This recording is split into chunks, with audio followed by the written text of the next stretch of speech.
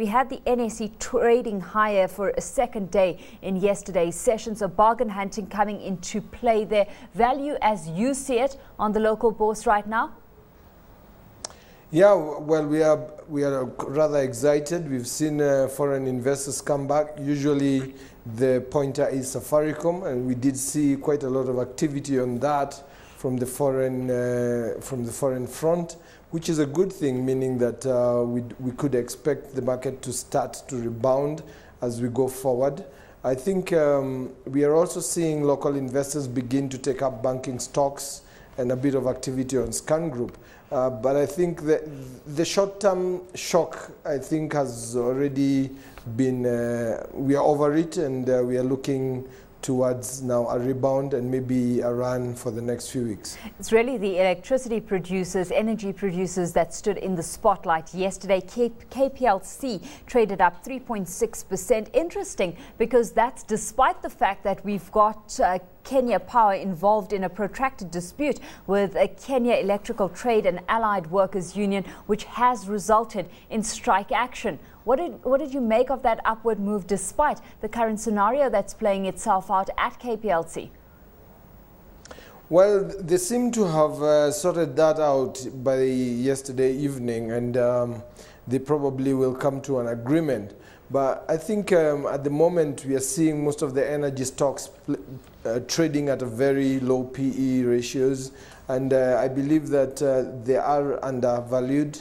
And so going forward, we would expect, especially for KPLC, which is way below Kenjin, and KPLC being the only distributor, or rather a monopoly in terms of distribution, I believe should be trading at a much in a much stronger position. Of course, you say that some resolution may well have come to the table last night. Of course, this follows a strike having been called off in September last year, where the company and Katawu had said they'd secured an agreement over the issue. So are you confident that we're looking at a more sustainable agreement being brought to the table this time around?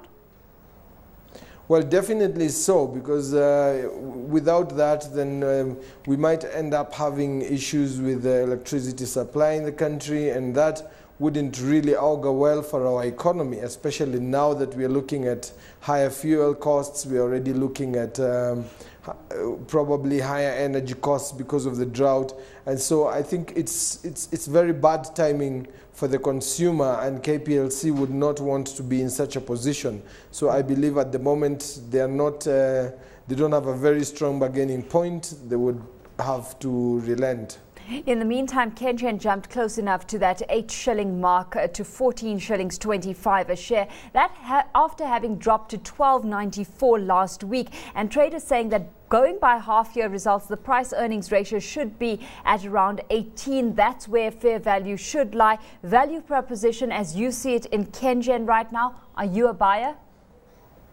Yes, Kenjin has been a buy for a while now. I think it's been widely having very negative sentiment, but not based on the fundamentals. Of course, Kenjin is still servicing that public infrastructure bond at quite a high rate compared to where the rates have been, which is probably why investors have been a bit jittery about the stock. But basically, now that we expect to see most of their projects reaching maturation and beginning to contribute to the bottom line, then I think that investors will start valuing the stock more based on growth opportunities and expected income as we go forward. Let's take a look at players that rising energy costs do affect, and that within the industrial space more so. We had Bamburi stealing a lot of attention over the last few weeks, with the NSSF saying that it's going to be selling its 14% stake in Bamburi. How are you monitoring progress on that front? What's your view on Bamburi Cement at this stage? Well, I think we have a very, very robust real estate sector at the moment, and I think there is also quite a lot of space for growth in the region.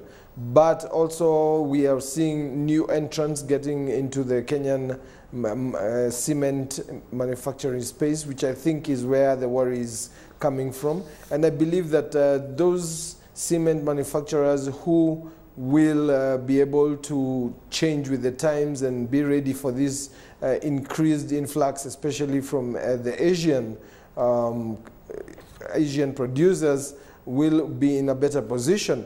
However, I was reading today about the Japanese issue and thinking that they will need a lot of cement, which means that that would probably shift focus away from our market for the short term, and that will probably augur well for the local cement. Let's take a look at capacity, though. I mean, with between Bamburi Cement, East African Portland Cement, and then of course Ati River Mining as well. Are there any capacity considerations that we have to take in mind, because that would hamper the ability of players like these to leverage off that possible opportunity that has come to the fore?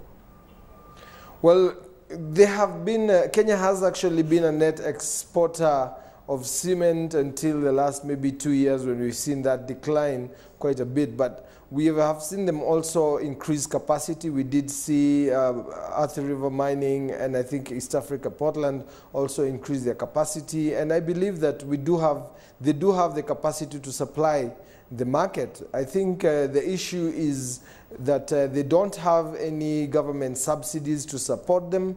They don't have any power. They have very high power bills, which is another issue that has been a thorn in their flesh.